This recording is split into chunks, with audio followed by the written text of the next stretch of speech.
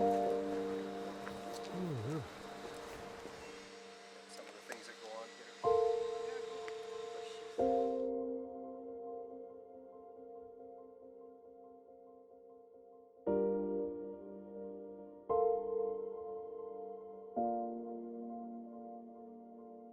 I went to Mission City after grade 8 to go to high school, so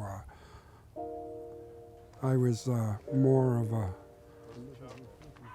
renegade at the time, and then a bunch of us one day decided that we would go into the wine cellar, and they'd have two great big 45-gallon drums in the basement of the priest's house there, so there was a little hole about yay big, and a smaller person could crawl in. Well, we didn't go through. We got a young fellow that was small. He could crawl in here. Came through to get the wine. Yeah, and then we would stand on that end with all the bottles and stuff, and then hand it in. And he would fill them all up, and they were all right here, stored right around here somewhere.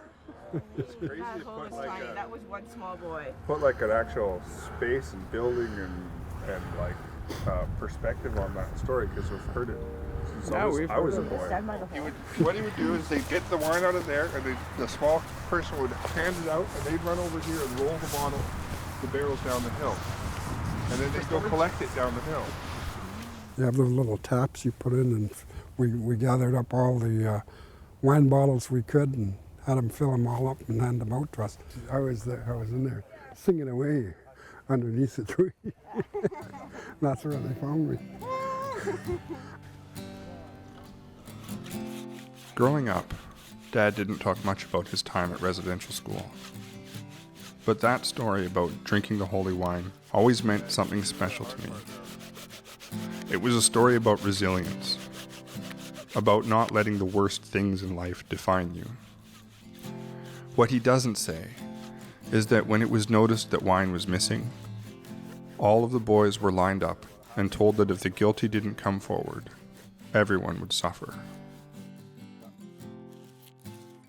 My dad stepped forward, and to this day, when I hear that story, it fills me with a certain kind of pride. A little bit of the orchard, the kind of pride reserved for a child looking up to a parent.